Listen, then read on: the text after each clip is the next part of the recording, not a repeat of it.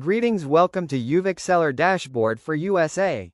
Today we learn how we can add virtual assistants in Seller Dashboard. Find the Assistant button and click on it. Here you can see 3 drop-down buttons. Assistant Role Setup, Assistant button and Guidelines to add Assistants button. Open Assistant's Role Setup and create different roles for different assistant. Select roles carefully. Add role name. Then select operations for this role carefully. Read the details of every role. After selecting roles, submit the role.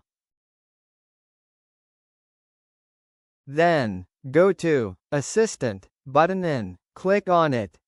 Find Add New button and click on it to add assistant. Fill out assistant details provided by assistant and select assistant role. After that, select assistant status active and then save the details. Then your assistant can log in through seller login link.